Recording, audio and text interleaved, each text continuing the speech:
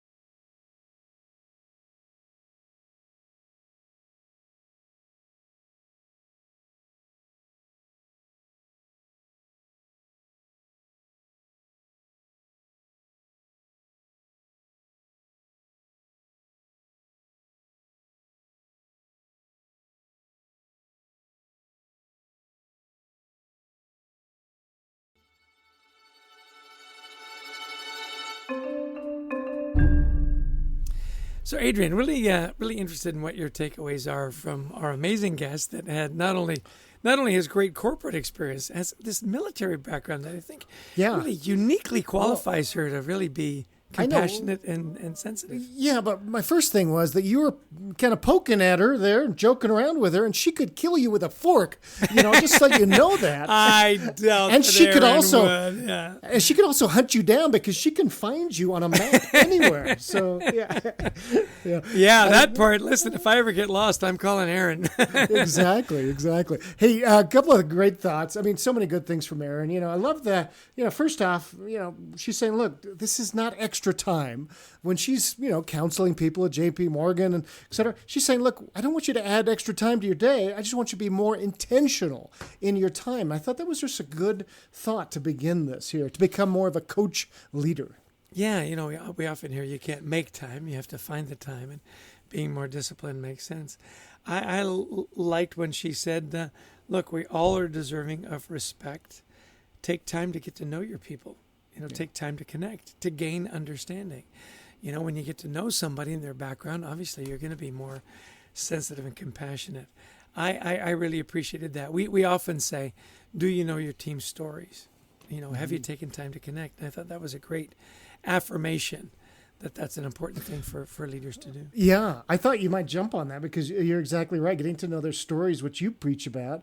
I love these two questions. What have I done today to add value, or this week to add value to the organization?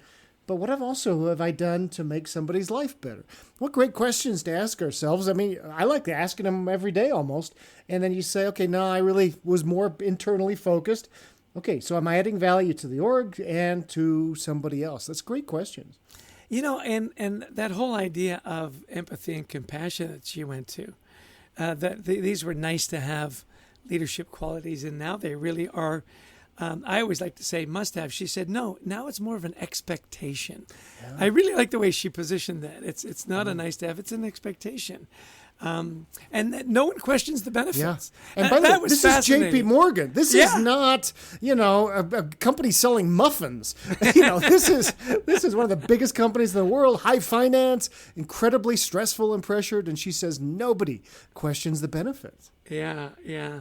Such great insight. And this creating a total culture that you're comfortable being curious, giving everyone a voice, listening and learning from each other. I appreciated when she said, look, it's not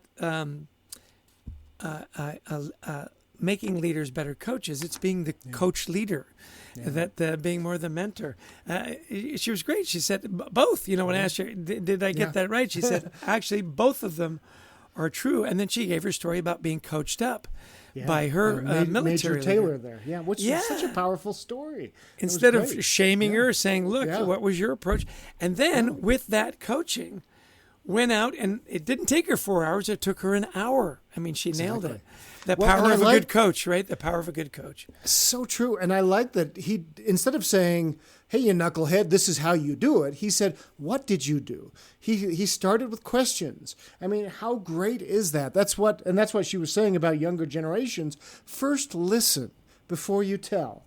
And so I thought that was really powerful advice that her major did for her, and then she's telling now to coach leaders there in their organization. First, observe what you're seeing. What are people saying? What do they value, these younger generations? And then who can help me see how they think if I'm not getting it? I think the really powerful advice. Yeah. She had the big finish for me.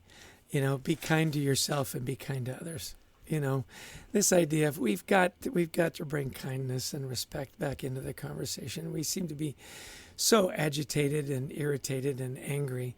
I so appreciated that as the punctuation, the exclamation point that said, look, be kind to yourself. Put your oxygen mask on first, as we always say, and then be kind to others. Just lovely. Lovely, it is. And so we want to thank Aaron for joining us today. We want to thank our producer, Brent Klein, to Christy Lawrence, who helps us find amazing guests.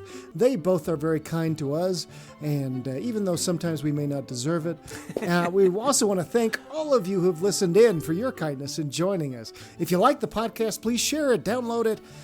We'd also love you to visit thecultureworks.com for some free resources to help you and your team thrive. Absolutely. And we love speaking to audiences around the world, whether it's in person or virtually, on the topics of culture, teamwork, resilience, gratitude. Give us a call. We'd love to help you with your event. Well, I feel so much better about the world and the corporate world, knowing there are people like Aaron out there doing that good work. And as always, I give you the last word, my good friend. Well, thanks, Jess, and thanks everybody for joining us today. Until next time, we wish you the best of mental health.